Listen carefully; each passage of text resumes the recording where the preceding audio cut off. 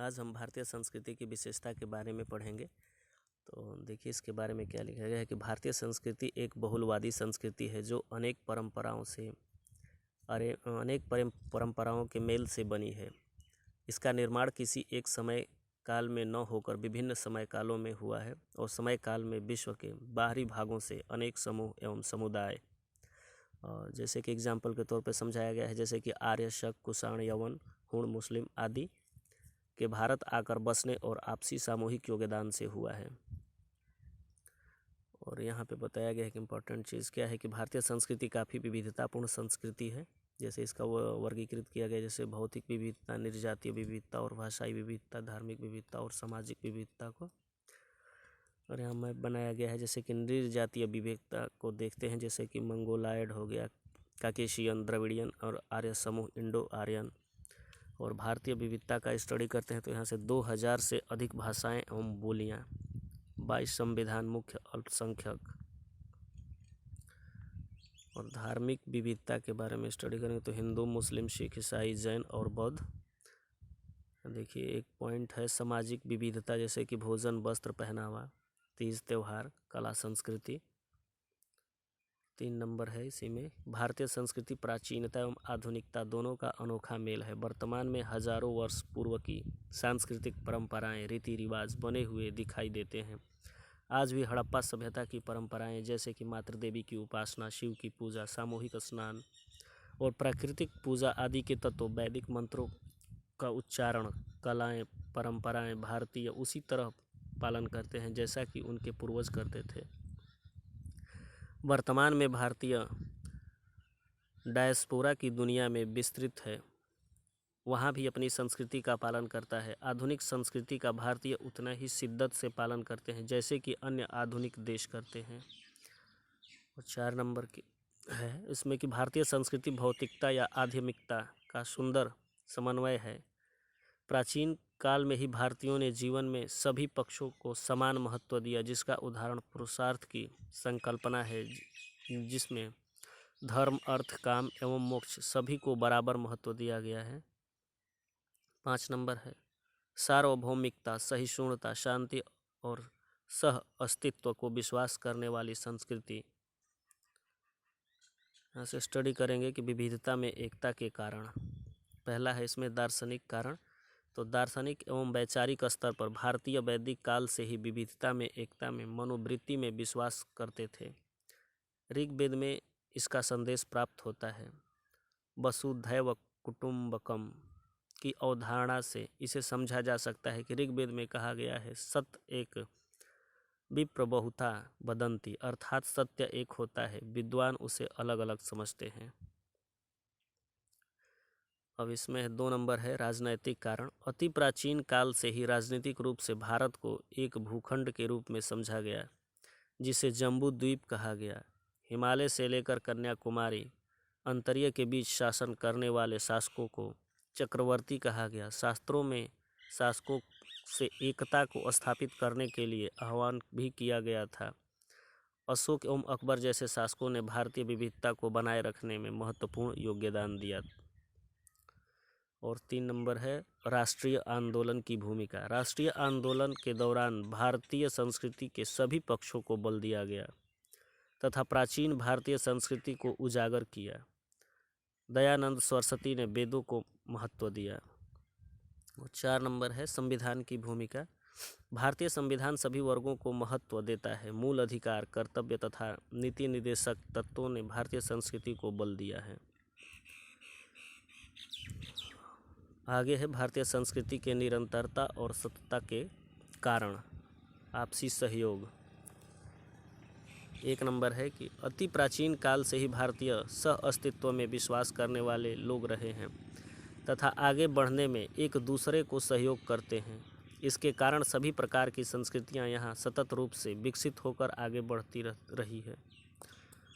और 2 नंबर है कि परिवारों की भूमिका। भारतीय परिवार जैसे कि हिंदू, मुस्लिम, सिख, बौद्ध, जैन सभी अपने परंपराओं को संजोए रखने तथा उनको निरंतर पालन करते रहने में विश्वास रखते हैं।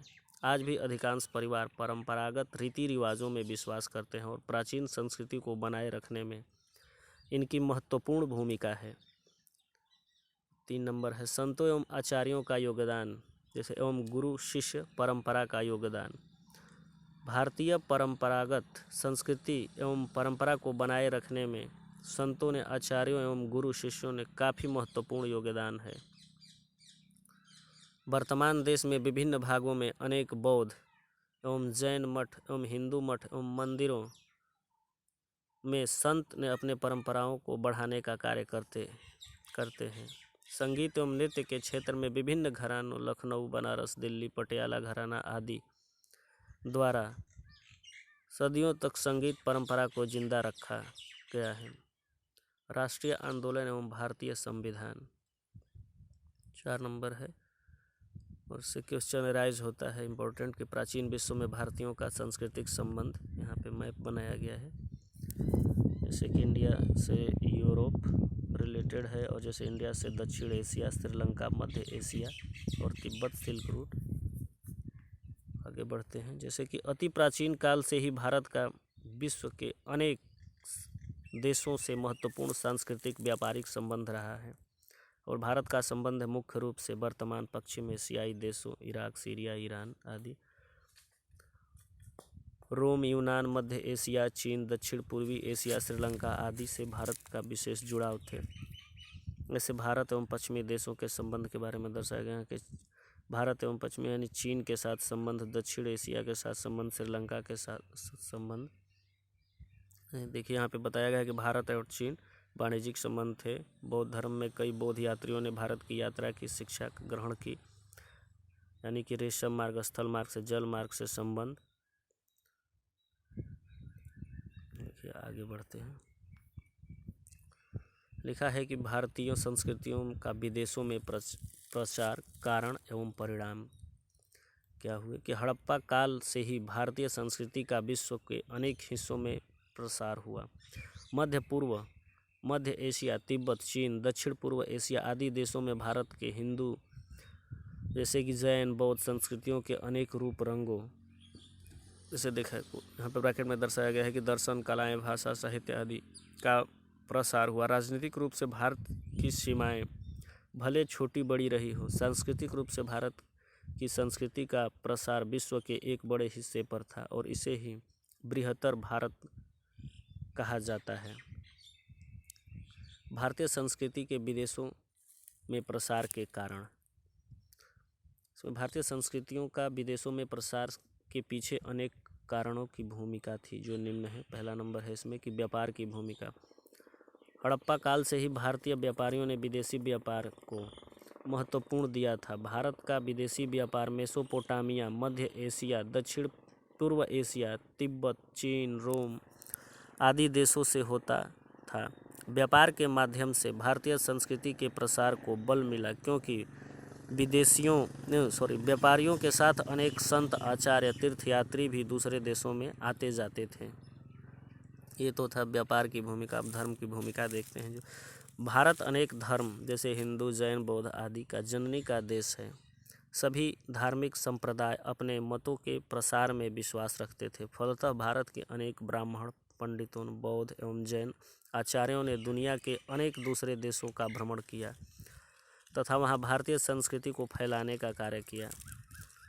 100 BC में कौंडिल्य नामक ब्राह्मण जो जावा द्वीप की यात्रा की, इससे हिंदू संस्कृति का प्रसार हुआ। इसी प्रकार धर्मरक्षित दीपांकर जैसे बौद्ध विद्वानों ने तिब्बत और चीन जैसे देशों की यात्रा की। और 3 नंबर है शासकों का योगदान। प्राचीन काल में अनेक भारतीय शासकों ने विदेशों में भारतीय संस्कृति के प्रसार के लिए मिशन एवं दूत मंडल भेजे।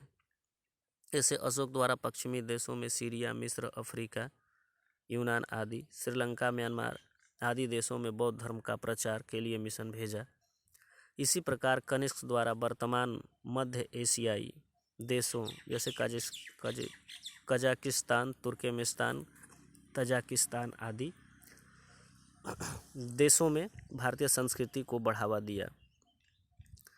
4 नंबर है विश्वविद्यालयों की भूमिका। प्राचीन भारत में तक्षशिला, नालंदा, विक्रमशिला, वल्लभी आदि अनेक महत्वपूर्ण विश्वविद्यालय थे। ज्ञान के मामले में इनकी दुनिया भर में ख्याति थी। यहाँ के शिक्षक काफ़ी ज्ञानी थे, फलतः दुनिया के अनेक हिस्सों के छात्र यहाँ पढ़ने आते थे। इति सिंह, हेनसांग जैसे तीर्थयात्रियों ने यहाँ की यात्रा की। इसी प्रकार धर्मरक्षित शीलभद्र, हेनसांग के समय नालंदा के कुलपति जैसे आचार्यों को चीन बुलाया गया। इस प्रकार प्राचीन भारतीय विश्वविद्यालयों में भारतीय संस्कृति का विदेशों में प्रचार करने में अत्यंत महत्वपूर्ण भूमिका निभाई। 5 नंबर है भारत की विशेषता भौगोलिक स्थिति। मानचित्र पर भारत की एक विशेष भौगोलिक स्थिति है। तो पश्चिम एवं पूर्व के देशों के बीच में होने के कारण अनेक तीर्थयात्री, व्यापारी, धर्मगुरु आदि भारत होकर गुजरते थे, भारत को अपनी यात्रा का पड़ाव बताते थे। इस क्रम में भारतीय संस्कृति के प्रसार को बल मिला। और इसमें क्वेश्चन कैसे कैसे राइज हो सकते हैं यहाँ पे देखिए दिखाया गया है। जैसे कि पहला है प्राचीन विश्व में भारत के सांस्कृतिक संबंधों पर प्रकाश डालिए। 2 नंबर है प्राचीन काल में भारत चीन संबंधों की विवेचना कीजिए। और 3 नंबर है प्राचीन काल में भारत रोम संबंधों पर प्रकाश डालते हुए इनके कारणों तथा परिणामों का विशेष उल्लेख कीजिए। और 4 नंबर है कि प्राचीन विश्व में भारत एवं दक्षिण पूर्व एशिया संबंध पर टिप्पणी लिखिए। लास्ट इसमें देखते हैं नेक्स्ट, क्या आप मानते हैं कि पश्चिम की उपभोक्ता संस्कृति ने भारत की आध्यात्मिक संस्कृति को चोट पहुंचाने का कार्य किया? आलोचनात्मक परीक्षण कीजिए। और नेक्स्ट है कि किस प्रकार एवं किस सीमा तक पश्चिम के पॉपुलर संस्कृति भारतीय संस्कृति मूल्यों को नीचे गिरा दिया है। धन्यवाद।